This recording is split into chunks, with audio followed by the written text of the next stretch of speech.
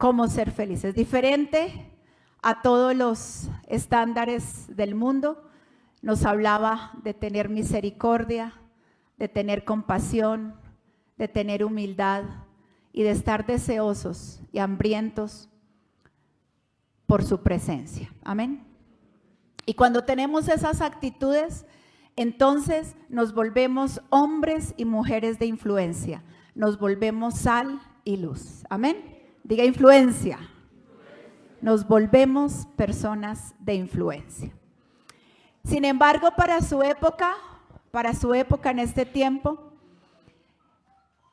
el escuchar a Jesús predicar estas cosas parecía nuevo. Y la gente decía que Jesús estaba predicando algo nuevo, una nueva doctrina, una nueva enseñanza. Pero ¿sería cierto eso? ¿Sería cierto que Jesús estaba predicando algo nuevo? Vaya conmigo, por favor, a Mateo 5, 17.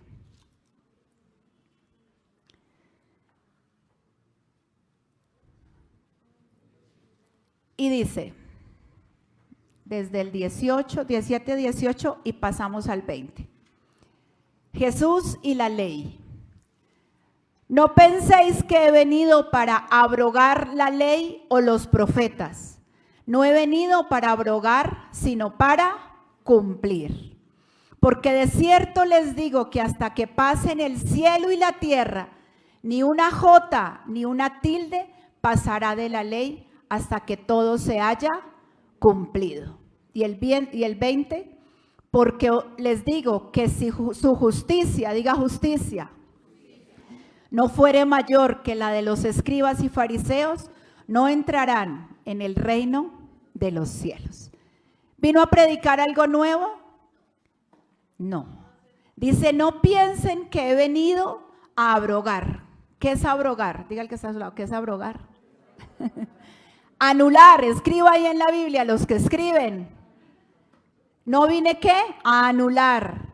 No vine a cancelar, porque yo soy el Hijo de Dios. ¿El Hijo de quién? ¿Y quién había dado la ley? Dios. ¿Cómo voy a decir que mi Padre está equivocado? ¿Cómo voy a decir que son mentiras lo que ha dicho mi Padre? Antes les digo que no pasará. ¿Qué? Que no se evitará ni una tilde, ni una jota. ¿Una qué? Jota. ¿Por qué? Porque la jota era la letra más pequeña del alfabeto hebreo. Para nosotros sería la I. ¿Y una tilde? No pasará. ¿Hasta que qué? ¿Cuántas cosas se hayan cumplido? Todas. ¿Y cuántos tenemos promesas? Pues esa promesa se cumplirá en tu vida. Amén. Tú la verás en cumplimiento. Solo uno creyó. ¿Cuántos creen que se cumplirá esa promesa? La palabra de Dios es en el sí y amén. Y tú has creído y cada promesa se cumplirá. Y no se acabarán los tiempos hasta que su palabra se cumpla. Entonces Jesús vino a cumplir cada palabra y cada mandamiento que nuestro Padre le dio a Moisés en esos 10 mandamientos, cuando se los dio en el monte, escritos de su propio dedo.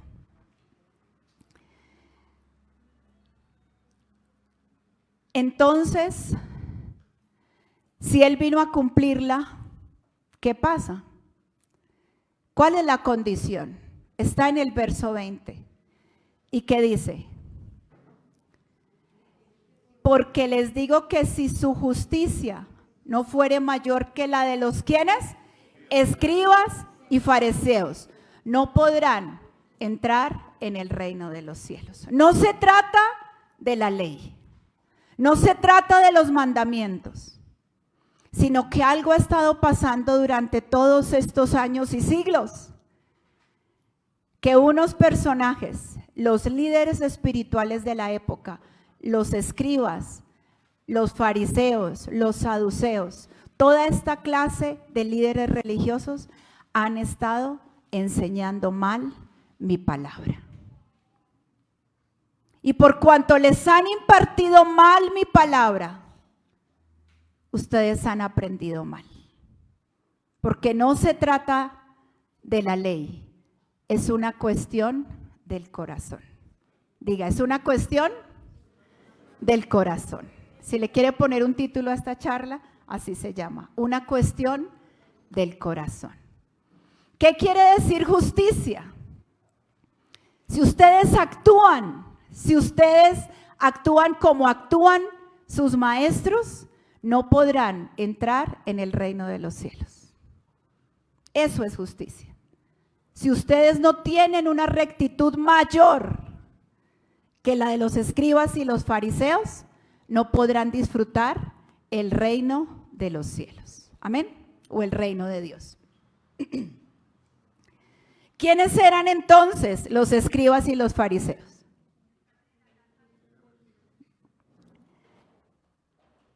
Los escribas, yo les traje unas fotografías de los escribas. ¿Quiénes eran los escribas? Los escribas eran secretarios, eran los secretarios del tiempo, los encargados de que le dictaran y tomar apuntes. Eran como los notarios de la época, eran gente humilde, pero que sabía leer y escribir. Y que por cuanto habían estado tan cerca a la ley, pues ellos la conocían. Y eran aliados, ¿de qué? De los fariseos, los escribas. Ese es el de rojito. Andaban, yo no sé si hay todavía, yo creo que sí. ¿Se acuerda que en el centro antes habían como unas mesitas y había gente con máquinas de escribir? Yo me acuerdo cuando pequeñita. Y eran ahí como los abogados que tenían ahí sus consultorios, sus oficinas, como los tinterillos. Esos eran los escribas de la época. Y mire, andaba como con una paletica con tinta, con su pluma, con sus pergaminos, listos para cualquier documento. Y no tenían una tarifa definida. Simplemente hablaban, mire, yo necesito hacer esta compraventa, yo necesito hacer esto, necesito escribir aquello. Y ellos negociaban ahí mismo y escribían y hacían el documento que se requería en ese momento. Amén. Y luego vienen los fariseos. Fariseos. ¿Qué entiende por fariseo? Traidores. Bueno, los fariseos era una secta de los judíos. Una secta, ¿cómo así? Los fariseos eran los más estrictos que hacían cumplir la ley. Los fariseos fue un movimiento político y religioso que se separó de los judíos después de que el pueblo salió de Babilonia. Cuando ellos salen de Babilonia, entonces empezaron a decir, como venimos de una cautividad donde nos enseñaron a adorar otros dioses, donde perdimos nuestra identidad, es necesario volver a la ley de Moisés. Y se aferraron tanto a la ley de Moisés que además colocaron muchas más cargas y muchas más leyes. Aparte de la ley, se acordaban de las tradiciones. Entonces ellos tomaron los 10 mandamientos. Dios, la base de todos los mandamientos que usted lee en Éxodo, Levítico y Deuteronomio, son los 10 mandamientos. ¿Dónde están los 10 mandamientos en la Biblia? En Éxodo 20 puntualmente y en Levítico 19. Ahí empiezan los mandamientos. Y son los 10 mandamientos, pero ese es el fundamento de 613 leyes que el pueblo judío debía cumplir. Y todas estas leyes se hicieron ¿para qué? ¿Para qué se hace una ley? ¿Para qué? Para cumplirla, pero también para establecer un orden, para mantener la armonía, para respetar también los derechos del otro. Y esa era la intención del corazón de Dios cuando dio las leyes. Cuando habló no matarás, no robarás, no hurtarás, no codiciarás, honrarás a padre y madre. Cuando habló de esas leyes que son el fundamento, estaba pensando en que viviéramos armónicamente. Pero estos fariseos, aparte de esas leyes, por ejemplo, dice la ley, una de los 10 mandamientos, guardarás el día de reposo. Tendrás un día en la semana donde descansarás y adorarás a Dios. ¿Sí es así? Tendrás un día. ¿Sabía que eso es un mandamiento? Es un mandamiento. Descansar es un mandamiento. Diga al que está a su lado, descanse. Aprenda a descansar. Aprenda a descansar. Y Dios tuvo que ponerlo como ley. ¿Sí? Hay otros que descansan toda la semana. Y trabajan un solo día, pero no, la idea es que un solo día descansarás, un solo día descansarás y no trabajarás, porque si ese día usted trabaja, está pecando, está deshonrando a Dios. Entonces los fariseos empezaron a decir, trabajo, a ver, ¿cuál es tu oficio, tu profesión, Marinita? Comerciante. Comerciante, entonces comercia. Bueno, ¿qué otra? A ver, una más, porque no sé usar el ejemplo ahí. ¿Quién más? Otra, a ver, ¿quién? Sandrita, ¿qué te dedicas? Yo trabajo en un laboratorio de motores diésel. Laboratorio de motores diésel, ¿como mecánica? Parte administrativa, pero en ese laboratorio hacen mecánica, arreglan motores y carros y todo eso. Listo. Entonces, empezaron los fariseos a preguntar, bueno, por decir algo, ella es mecánica. Bueno, trabaja en la parte administrativa, haciendo cuentas. ¿Y escribir es parte de tu trabajo? Entonces, si ese sábado se puso a escribir y se le cayó el lápiz, pecó. Pecó porque está trabajando, porque está haciendo. Entonces ellos saben lo que hicieron. Aparte de decir que el día de reposo no se podía trabajar, colocaron 39 leyes de lo que era prohibido trabajar. Es prohibido trabajar si se te cae el lápiz, es prohibido trabajar si estás cosechando y coges unos granitos. ¿Se acuerdan los discípulos de Jesús? Por eso eran juzgados, porque ellos estaban en el campo un día sábado. ¿Y quiénes fueron los que los juzgaron? Los fariseos que andaban detrás de Jesús a ver cuándo iba a no cumplir la ley. Pero no la ley original de Dios, sino la ley que ellos habían escrito. Entonces por eso le dijeron a Jesús, mire, sus discípulos, ¿por qué pecan? ¿No ve que están comiendo granitos de espigas? Imagínense eso. Entonces a cada ley le añadieron cosas para tratar de explicarlas mejor. ¿Cuántos saben que cuando uno trata de explicar algo se complica más? A veces uno por hacer las cosas mejor, lo que está haciendo es complicarlas y llegó al punto de distorsionar la ley. Entonces eso se refería, decía, pusieron cargas más pesadas de las que podíamos llevar. Tras de que los mandamientos eran difíciles de cumplir, ahora dígame con todas esas leyes mucho más. Amén.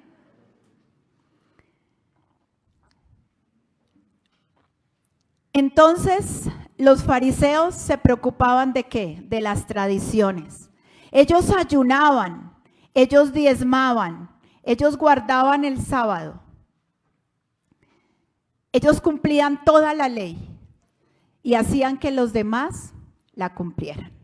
Y se unieron a los escribas, que eran los que les decían, sí, una ley más, entonces venga, yo se la escribo, se la añado y les recuerdo la otra. Entonces se volvieron los líderes religiosos, inclusive, que el pueblo judío más apoyaba.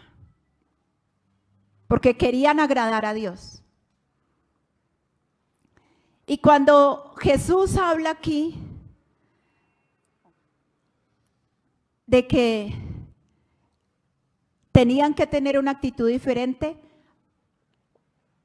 los que estaban escuchando, para que pudieran entrar en el reino de los cielos, estaba hablando de eso. Se volvieron religiosos, se volvieron legalistas, perdieron todo el concepto y toda la intención de cuando Dios estableció los mandamientos. Perdieron la esencia. Y entonces empieza Jesús a explicar lo que vimos hace 8 días. Porque habían leyes, ¿se acuerda? Oísteis que fue dicho. Entonces el Señor empezó a decir, ustedes oyeron de sus líderes espirituales, dijeron, escucharon, no matarás. Oyeron de sus líderes que no cometerían adulterio, que si repudiaran a una mujer por una carta, le podían dar carta de divorcio y listo, solucionado el problema. Oyeron que fue dicho que no jurarás falsamente, y si juras, pues cumple el juramento. Oyeron que fue dicho ojo por ojo y diente por diente. Oyeron que fue dicho amarás a tu prójimo y odiarás a tu enemigo. Pero ¿sabe que la ley no decía amarás a tu prójimo y odiarás a tu enemigo? Por tratar de explicar que debían amar a su prójimo, entonces dijeron, si lo contrario de odiar, si lo contrario de amar es odiar, entonces odien a su enemigo, pero eso no estaba escrito en la ley. Usted va a Levítico 19, el original, y no dice ahí eso. Simplemente dice, en Levítico 19, ya le digo 19, 18.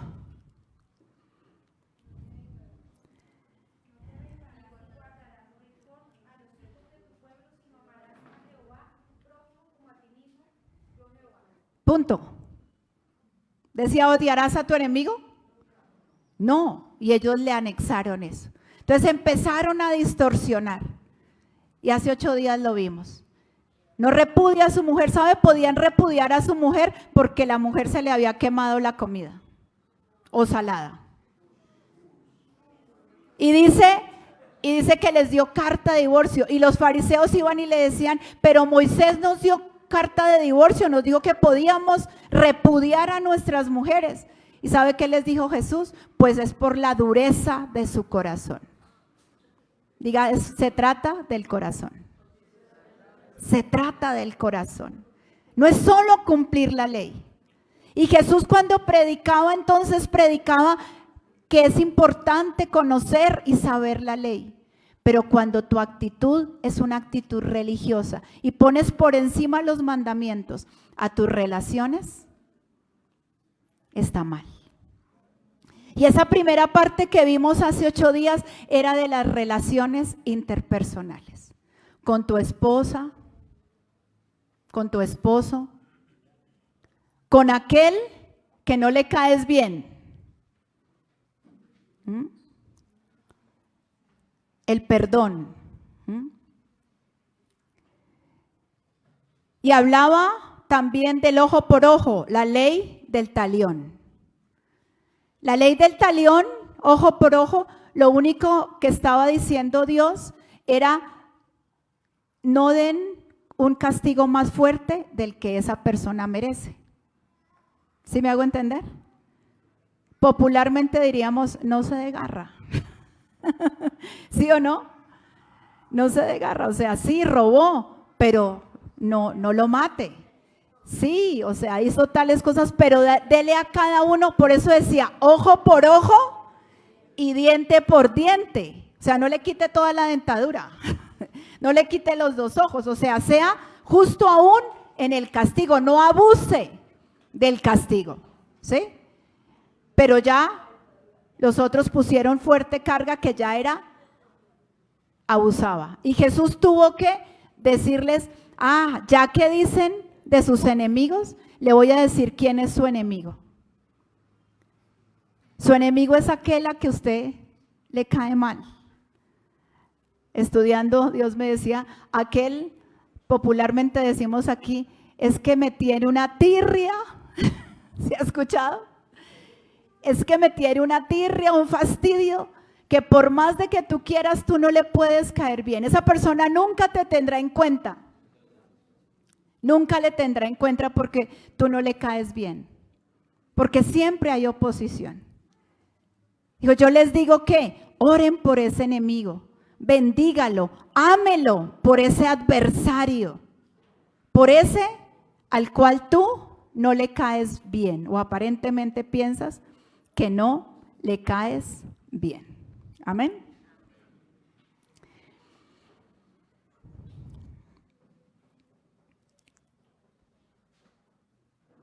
Y decía ahí, bueno, acá. Entonces deben haber ¿qué?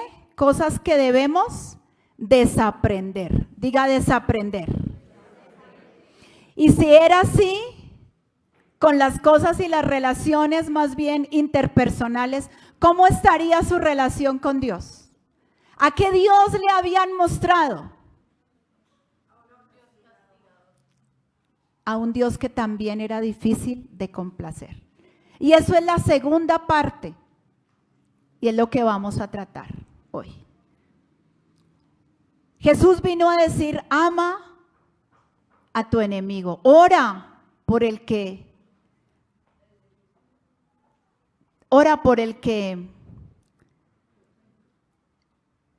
te maldice. Es tremendo eso. Mire lo que decía, mire lo que dice.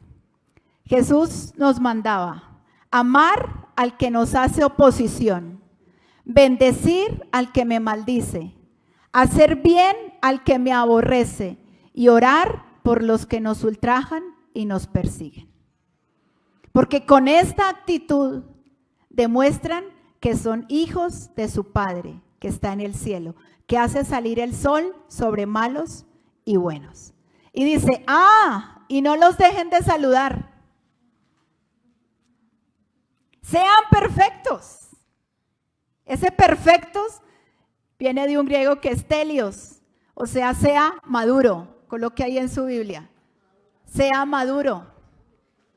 No se salga del grupo, no lo bloquee el Face, no lo bloquee el WhatsApp. Haciendo esta charla ayer, yo decía, si yo hubiese sabido esto, hubiese actuado diferente. ¿Sabe qué dice? No se defienda. Es que está ahí clarito. ¿Cuántos saben que la palabra de Dios lo tiene todo? ¿Cómo manejar esos conflictos? Ahí está, con esas personas difíciles. Y decía, y no lo deje de saludar. No se le escapa ni una. Pues sean perfectos como su Padre es perfecto. Porque Dios es maduro, porque Él hace salir el sol sobre malos y buenos. Tremendo, ¿sí o no? Porque es cuestión de ¿qué? Del corazón. Es cuestión del corazón. Esa es la primera parte. Y enseñaron también una errónea relación con Dios, porque se volvió mera religión. Y Jesús en esta segunda parte habla de 4 cosas referente a Él. La primera se refiere a las obras de caridad. Diga limosna. ¿Qué tal esa palabra? ¿Fea? Fea porque la hemos malinterpretado, porque fue mal enseñada. Vamos a Mateo 6, verso 1.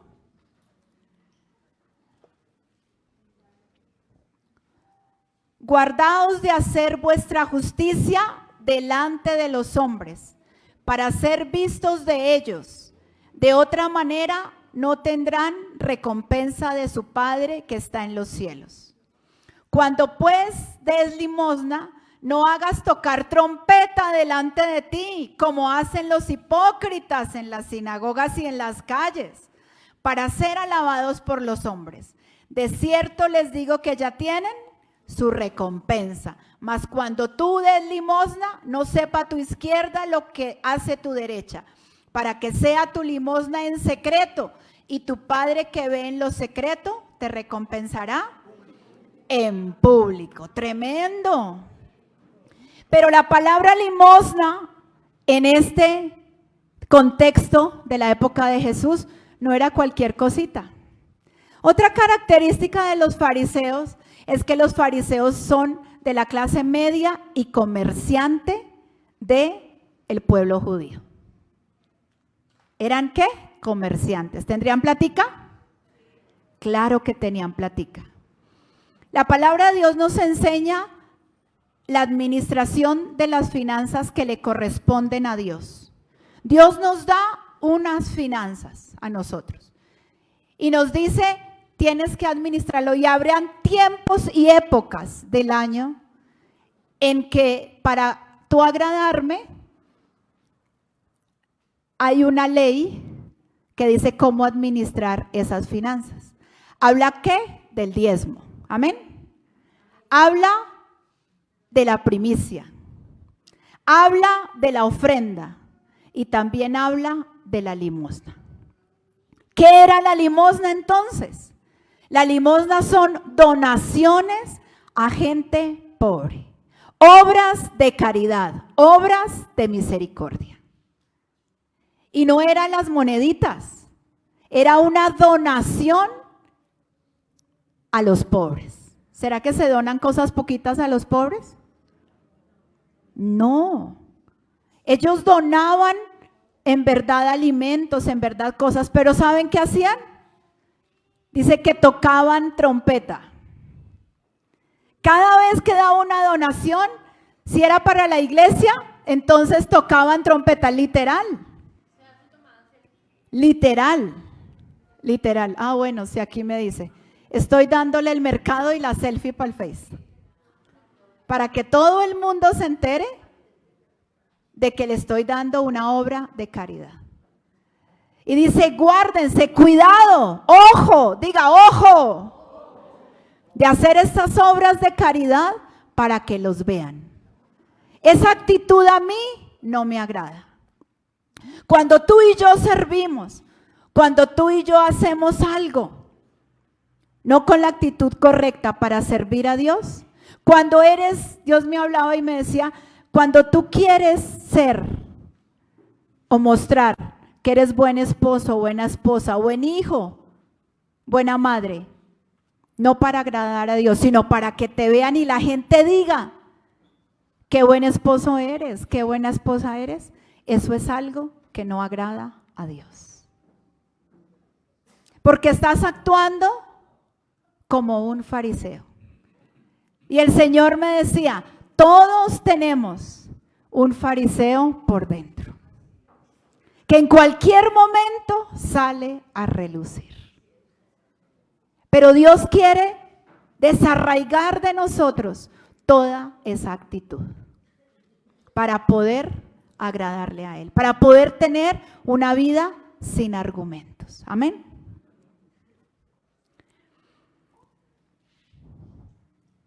Y es cuando habla el Señor y por primera vez habla y dice de la hipocresía. En el segundo, actitud para con Él. Por eso se habla de una característica de los fariseos. ¿Eran qué? Hipócritas. Eran hipócritas. Lo primero es que hacían todo un alarde de sus obras de beneficencia, de todo lo bueno que hacen. Hacían un show, un alarde. Y no hacían de estas obras algo que honrara a Dios, sino que hacían de eso como un teatro.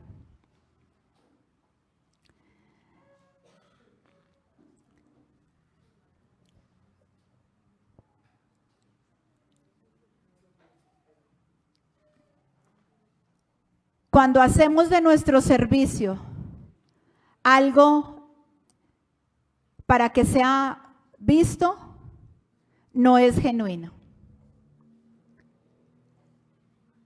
Y solamente recibiremos el reconocimiento de otros, la adulación del hombre, y esa será nuestra recompensa. Simplemente será la recompensa. Pero cuando lo hacemos en verdad con una actitud para Dios, y por eso Dios decía que eso sea algo íntimo, algo entre Dios y tú. Y cuando tú lo hagas para Dios verdaderamente, con la actitud correcta, tu Padre que te ve en lo secreto te recompensará en público.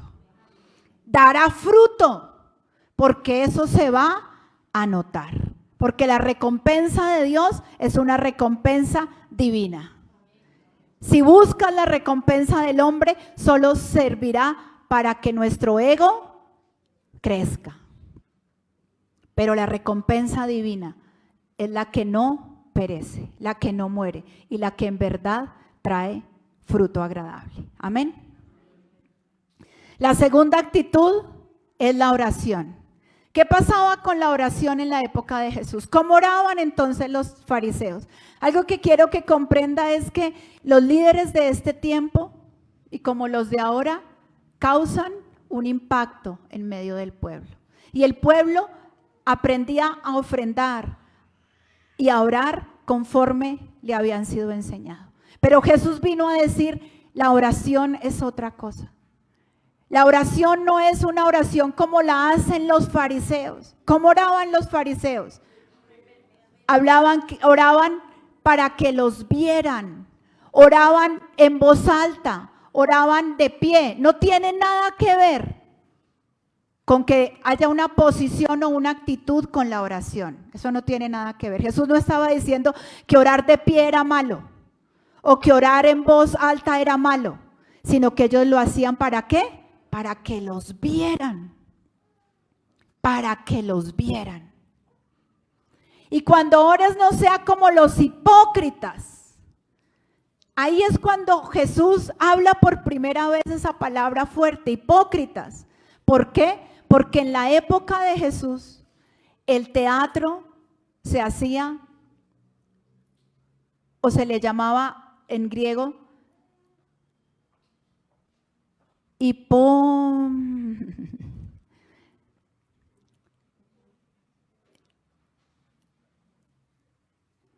había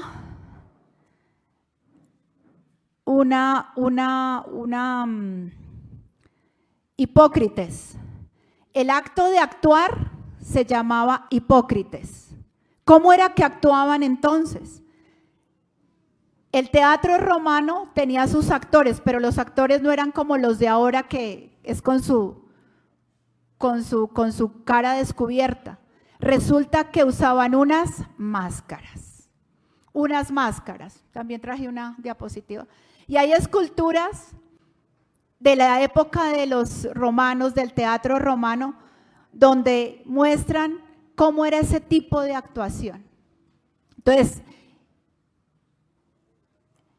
el hipócrites eran actores que cubrían el rostro con una máscara, la cual incluía un dispositivo para amplificar la voz.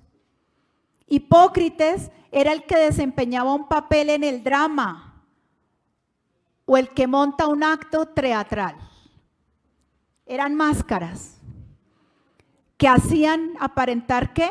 Una expresión. Por dentro podía estar jugado de la risa y acá, asombro o piedad. Entonces Jesús comparó a los fariseos y les dijo, no sean ¿qué? No sean teatreros, no sean showceros. Por ahí hace rato no escucho, pero alguien decía, deje el show. Deje el show. Deje el show. Y oraban era ¿para qué? Para ser vistos.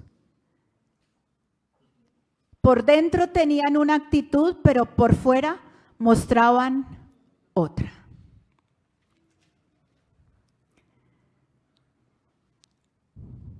Jesús no criticaba la oración pública, sino la intención. sino la intención. Cuando oren, no sean ¿qué? Hipócritas, porque ellos aman el orar en pie en las sinagogas y en las esquinas de las calles. ¿Para qué? Para ser vistos. Jesús no estaba criticando la manera de orar, simplemente la intención del corazón. Diga, es cuestión del corazón. De cierto os digo que ya tienen su recompensa, porque ¿qué? Tan espiritual. Mire cómo ora por los enfermos, mire cómo es muy espiritual. ¿Cuántas veces tal vez hemos orado así? Mas tú cuando ores, entra en tu aposento y cerrada la puerta, ora a tu Padre que está en secreto, y tu Padre que ve en lo secreto te recompensará en público. O sea, la oración no debía ser algo, debería volver a tener la connotación de intimidad. Por eso le llamamos intimidad. Voy a tener ¿qué? Intimidad con el Padre. Voy a ir a mi recámara y voy a cerrar mi puerta y voy a hablar de corazón a corazón con mi Padre. Y dice, y cerrada la puerta, ora a tu Padre que está en secreto, y tu Padre que ve en lo secreto te recompensará en público. Y orando, no uses vanas repeticiones como los gentiles, que piensan que por su palabrería serán oídos. Aquí ya no está hablando de los fariseos. La actitud de los fariseos era orar en voz alta y en público para que los vieran. Pero aquí habla de vanas repeticiones como los gentiles. ¿Quiénes eran los gentiles? Aquellos que no eran del pueblo judío, los romanos, los asirios, todo ese pueblo de gente de extranjeros que vivía con ellos. ¿Y qué pasaba con ellos? No sé si usted se acuerda, en la época de Elías, cuando fueron a ver quién era el Dios verdadero, todos los profetas de Baal salieron al desierto para demostrar quién era su Dios. ¿Se acuerda? Los que leen Biblia. Baal era un dios pagano, un dios al cual se le sacrificaban niños, al cual había que hacerle sacrificios de sangre. Y Elías era el único profeta que en ese momento estaba frente al pueblo judío y le estaba diciendo, Dios es Dios. ¿Y sabe lo que hacían estos profetas de Baal? Empezaron a cortarse y empezaron a decir, Baal, respóndenos, Baal, respóndenos, Baal, respóndenos, Baal, respóndenos. Y se les acabó la voz y empezaron a cortarse. Y Baal, respóndenos. Eso fue desde la mañana hasta el mediodía. Y Baal no respondió. A eso se refería Jesús. Porque son dioses a los cuales tú clamas, pero ellos ¿qué? No oyen, ni escuchan, ni ven, ni pueden palpar. Y tales que los adoran son iguales a ellos. No hagan eso como hacen los gentiles. No piensen que Dios oye y oye vanas repeticiones como si Él no fuera un Dios inteligente. Al Padre, al Dios al cual tú te diriges es un Padre inteligente. No tengas oraciones vanas, o sea, inútiles, porque al cual tú te estás dirigiendo es al Dios que es inteligente, al Creador y al que también conoce todas tus necesidades. Amén. No os hagan semejantes a ellos, porque su Padre sabe de qué cosas tienen necesidad antes que ustedes le pidan. Tu Padre es un hombre inteligente y un Dios que conoce tu necesidad. Antes de que tú y yo le pidamos, Dios ya conoce nuestra necesidad. Él no es un Dios indiferente. Jesús estaba cambiando todo el concepto de un Dios lejano, religioso, cuadriculado.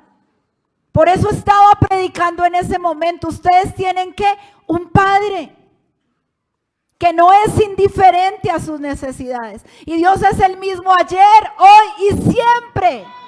Él no ha cambiado. Él conoce tu necesidad y la mía. Porque es un buen Padre. Él es mi Padre. Yo soy su hijo. Y Él me ama. Como buen Padre que es. Entonces, ¿por qué te diriges así? Entonces Jesús les dijo, entonces ustedes oren así. Les doy un modelo para que oren. Ya les había dicho que no repitieran. Pero hemos caído en eso. La tradición también nos enseñó, vaya, Señor, dije una mentira, 20 Padres Nuestros.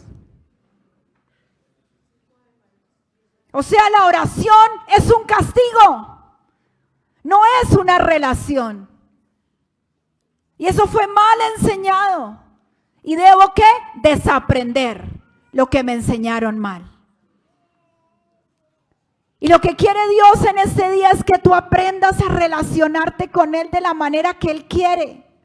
Y cuando Jesús enseñó el Padre Nuestro, estaba hablando de las necesidades básicas que todo ser humano necesita.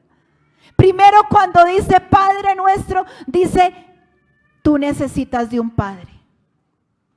Y le traigo noticias. Es que yo no tuve padre, pastora. O el padre que tuve fue indiferente, fue golpeador. Pues te traigo noticias.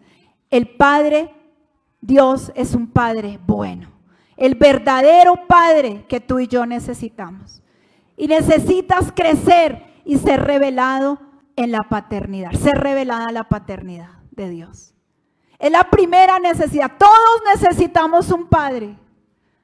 Todos necesitamos ese Padre que nos guía, ese Padre que nos aconseja, ese Padre que es la figura fuerte que nos protege. Y ahí empieza a decir, la primera necesidad del Padre Nuestro que Él quiere suplir es nuestra necesidad de paternidad. En medio de nuestro dolor y de nuestra dura puede decir, yo nunca necesité un padre para salir adelante. Mentira. Eso es una expresión de tu dolor, porque es una necesidad humana. Cuando tú ores así, dirígete y dile, Padre Nuestro, Padre mío. La segunda necesidad es la necesidad de adorar a un ser supremo, a alguien mayor que yo. Por eso decimos, santificado sea tu nombre. Tengo la necesidad de adorar. Por eso nos buscamos dioses. Por eso cogemos un palo, por eso cogemos una piedra. Porque necesitamos adorar. Pero cuando tú vas a la oración, ¿tú qué estás? Adorando a Dios. Y está siendo suplida tu necesidad de adorar. Cuando decimos venga tu reino, hay una necesidad que está siendo suplida. Necesidad de justicia, de paz y de gozo. Venga tu reino. En el reino de Dios, ¿qué habla? ¿Qué hay en el reino de Dios? ¿Qué hay en el cielo? Paz, amor, gozo, alegría, no hay tristeza. Venga tu reino. Es una necesidad de justicia. ¿Ya habrá injusticias? Todos somos hijos, todos somos iguales. ¿Allá hay preferidos? Y tampoco acá. Por eso cuando tú oras, estás estableciendo la voluntad de Dios para nuestra vida. Cuando decimos el pan de cada día, dánoslo hoy, es una necesidad de provisión. Danos hoy el pan que necesito. Dame, suple mi necesidad. ¿Cuántos tenemos necesidades? Hazlas conocer delante del Padre. No porque no las conozca, Él la conozca, Él la conoce. Pero Él necesita ¿qué? Que tú le hables, que tú le expreses. habla conmigo, es la necesidad del Padre. Y habla de una manera correcta. Por eso dio este modelo. También tenemos una necesidad cuando decimos perdona nuestras ofensas, como también nosotros perdonamos a los que nos ofenden. Es una necesidad de perdón, de perdonar y ser perdonado. ¿Cuántos tienen una necesidad o tuvieron una necesidad de perdón? Por esa necesidad fue que yo busqué al Señor. Porque para mí había pecado tanto y había hecho tantas cosas malas que la culpa me pesaba como una roca. Yo les he contado. Entraba a veces al baño y yo me baño con agua, 3 horas, a ver si me quito esta culpa, si me quito esta suciedad del pecado. Y no podía, solo la sangre de Jesús pudo quitarme el pecado y la vergüenza que trae el pecado. Necesitamos perdón. Solamente cuando conocemos de Él, todos los días fallamos. Y necesitamos ser perdonados. Y necesitamos perdón. Y cuando decimos, líbranos de la tentación y del mal, es una necesidad de protección. ¿Cuántos quieren ser protegidos? ¿Necesitamos ser protegidos? Salen los hijos en la mañana, sale el esposo a trabajar. ¿Y qué decimos? Dios, guárdalo. Salimos nosotros, no sabemos cómo salimos, pero no se sabe, guárdanos. Guárdalos en el colegio de la tentación, de ese amiguito que está torcido, que le ofrezca droga, que le ponga a ver pornografía. Esa mujer que va, la mujer extraña que de pronto va y le diga a mi esposo o le haga ojitos, como dice mi esposo, la taconera y atraiga su atención. Necesitamos protección. Aquella persona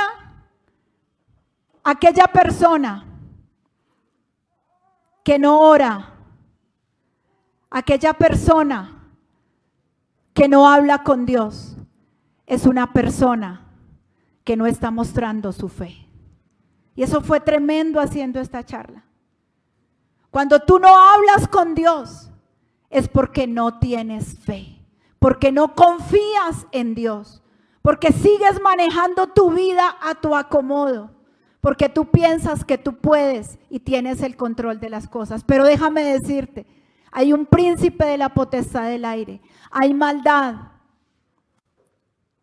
Y tienes que orar para levantar muros de protección en tu familia, en tu vida, para activar la protección de Dios, para activar sus bendiciones, para que con esa oración Dios pueda ver que tú le amas. El orar es una expresión de amor para con Dios. ¿Cuántos aman a Dios? ¿Y si oramos? ¿Si hablamos con Él? No es religión. Cuando Jesús estaba hablando al pueblo y que hoy nos habla, no es un hábito. No es como muchos dicen, ¿y para qué ora? No, eso es una terapia psicológica. Eso no es una terapia psicológica.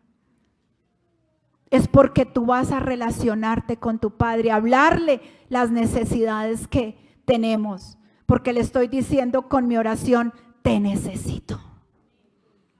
Te necesito. Mi familia te necesita. Porque tú eres mi rey, tú eres el soberano Dios. Y yo dependo de ti como hijo tuyo.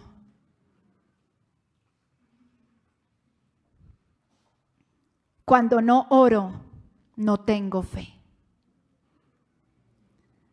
La otra relación que Dios quería alinear era el ayuno. Y Jesús le dijo a sus oyentes, cuando ayunen no sean austeros, diga austeros. ¿Y qué es eso de austeros? No ponga cara triste. No ponga cara de acontecido. ¿Se han visto? ¿Y tiene cara de acontecido? ¿Qué le pasó? Pues resulta que los fariseos ponían cara triste, ojeroso. ¿Qué te pasa, hermano? Estoy ayunando. Oh, tan espiritual, gloria a Dios. Dime. Para que los vieran. Y ponía cara, ¿qué? Triste, cara de acontecido. Ay, pobrecito, está ayunando. ¿Cuánto sacrificio hace para el Señor? Pero no, dice el Señor, pero tú cuando ayunes, no sea así, no ponga cara triste, no ponga cara de acontecido. ¿Como los qué? Hipócritas, porque ellos demudan su rostro, o sea, cambian para mostrar a los hombres que ayunan. Tremendo. Dios no estaba diciendo que no ofrendáramos. Él te estaba diciendo, cuando ofrendes, primero arréglate con tu hermano. Jesús no estaba diciendo, no ore de pie. Cuando ore, hable conmigo. Y sabe que en Lucas 18, me vuelvo un poquito, hay un ejemplo de cómo el fariseo hacía una mala oración. Vamos rápidamente ahí a Lucas 18.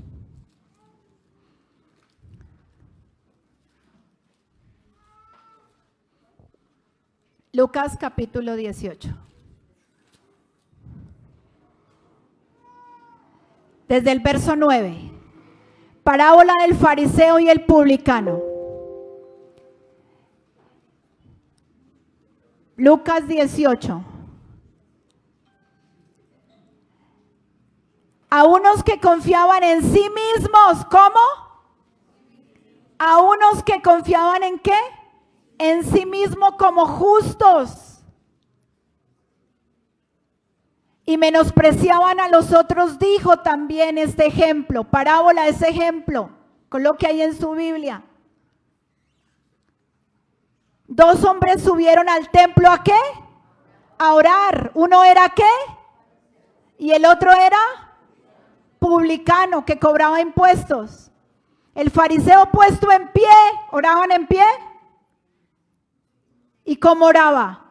Oraba consigo mismo de esta manera. Dios, te doy gracias porque no soy como los otros hombres, ladrones, injustos, adúlteros, y ni aun como este publicano. Ayuno 2 veces a la semana, doy diezmos de todo lo que gano. Mas el publicano, estando lejos, no quería ni aun alzar los ojos al cielo, sino que se golpeaba el pecho diciendo, Dios, sé propicio a mí, pecador. Os digo que el publicano, descendió a su casa justificado antes que el otro, el fariseo, porque cualquiera que se enaltece será humillado, y el que se humilla será. La oración es sinónimo de dependencia, de humildad a Dios. ¿Y el publicano oraba qué? Consigo mismo. ¿Le hablaba a Dios? No, se justificaba, y tan bueno que soy. Oro, diezmo, ayuno. Mejor dicho, de tú a tú con Dios.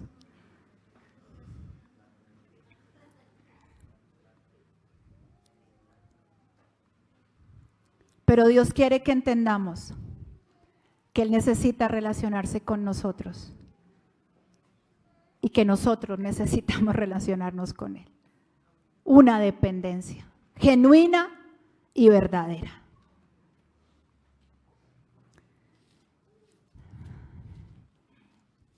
Y hablaba del ayuno y decía, no se pongan cara triste, antes lávense, únjase con aceite. Dice el Salmo 23, unge mi cabeza con aceite, mi copa está rebosando, porque si yo ayuno es porque quiero matar esta carne, que es la que me impide llegar a ti. Porque si yo ayuno es porque quiero más de ti y menos de mí. Porque quiero reflejar lo que tú eres.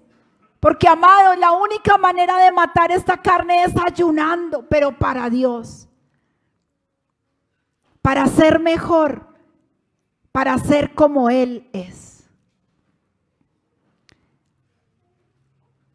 Y la última cosa en esta porción es cuando Jesús habla de las riquezas. el dinero. Cosa difícil el dinero. Y Jesús les dijo, ojo con el dinero, porque el dinero es otro Dios. Y tú tendrás que elegir, iglesia,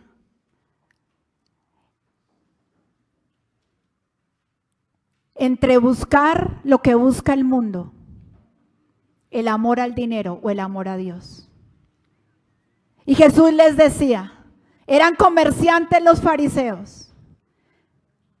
Y aparte de que hacían sus cosas para que los vieran, había codicia en su corazón. Amaban el dinero. Y Jesús les dijo, ¿confías en mí o en las riquezas?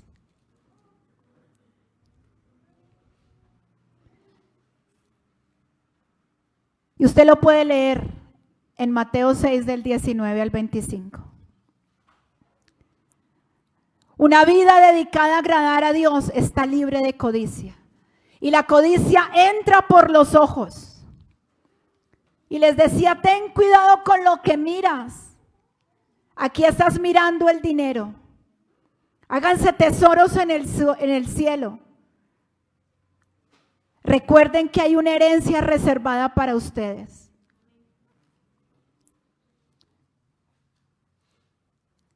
La vida cristiana aquí en la tierra es una guerra. Pero cuando tú vences en esta guerra, hay un botín reservado para ti. Hay una herencia que no te será robada. Y decía ahí, ojo con las riquezas. El único Dios que compite conmigo en tu corazón es el amor al dinero. No que tengas dinero, sino que lo ames más que a mí. Ninguno puede servir a dos señores, en el verso 24, porque o aborrecerá al uno y amará al otro, o estimará al uno y menospreciará al otro. No podrán servir a Dios y a las riquezas. Jesús es tu Rey, es tu Señor. Pero cuando decides empezar a mirar al mundo, empiezas a tener afanes de este mundo. Y por eso Jesús concluye y dice, cuando tu Dios es el dinero, empiezas a mirar y afanarte. ¿Sabe lo que significa afanarse? En el griego original, desboronarse. Empiezas a desboronarte porque no tienes plata para comprarte el último vestido, para comprarte el carro, para pagar las deudas, ¿sí sabe? Primero le venden a uno la moda, el carro, el sitio más lujoso. Y ahorita que se acerca diciembre empieza, pague en febrero. Pero lo tiene que pagar. Y cuando llega la deuda, usted se empieza a desboronar. Y empieza a pelear con el marido, empieza a pelear con los hijos, porque usted no pensó, sino solamente en lo que eso podía satisfacerlo inmediatamente. Se dejó llevar por sus ojos. Es que el color de moda, es que el televisor. Por eso les digo, no se afanen. Porque ¿acaso su vida no es más que el vestido? ¿Más que la comida? Y ahí el original de vida es el alma, sus emociones, sus sentimientos, su corazón. Es más que el vestido, es más que la comida y que la bebida. Es más que las relaciones sociales de los cócteles, me decía el Señor. La bebida son esas cosas sociales donde queremos pertenecer, donde queremos ser reconocidos. Y decía, ¿acaso no es más su alma?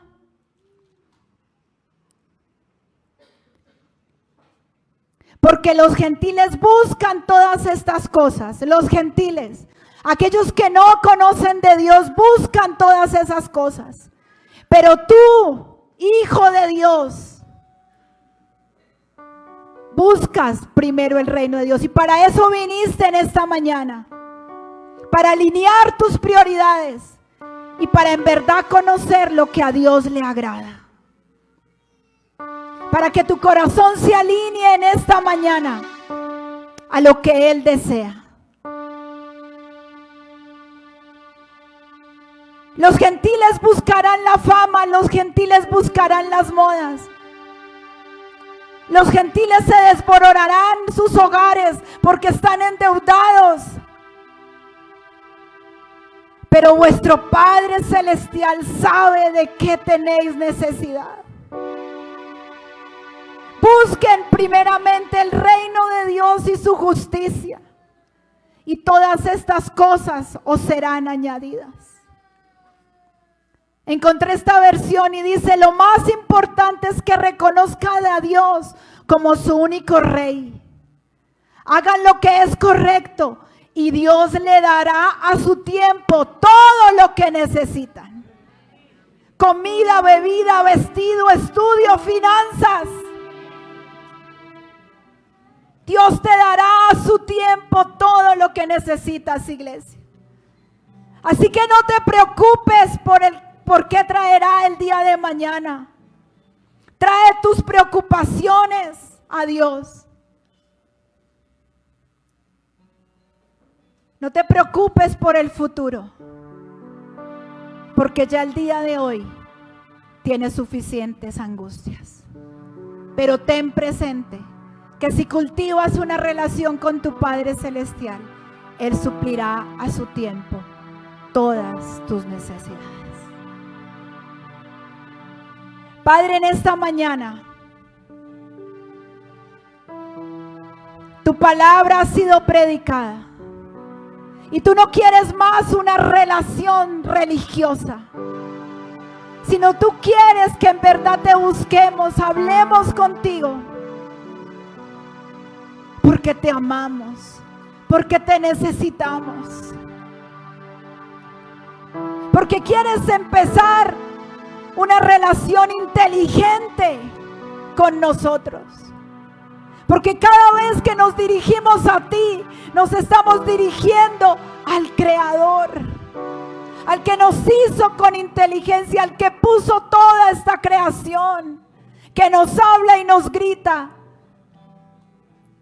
Que fuiste detallista, amoroso e inteligente al ordenar todas las cosas. Y si para ti la oración, el ayuno, el obrar correctamente se volvió una religión, algo por qué cumplir, hoy tu Padre Celestial te dice: quiero volver a tener una relación contigo de amor. Que me buscas porque me amas, porque me necesitas, porque reconoces que sin mí no puedes hacer nada. En esto se resume toda la ley y los profetas. Amarás al Señor tu Dios con todo tu corazón, con toda tu mente y con todas tus fuerzas. La preocupación te roba, mi amor. El dinero, el querer lucirte, el querer que el mundo te tenga en cuenta. Si yo ya te tengo en cuenta, hijo. Si yo ya sé que eres importante porque yo morí por ti. Y eso vino Jesús, a acercarnos al Padre.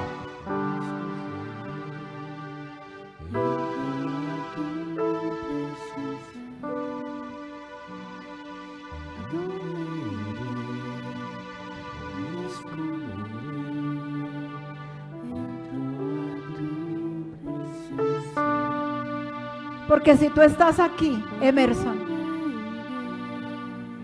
es porque tú vas a llevar salvación a tu casa. Tu mamá y tu papá no están aquí, pero tú eres el hijo mayor.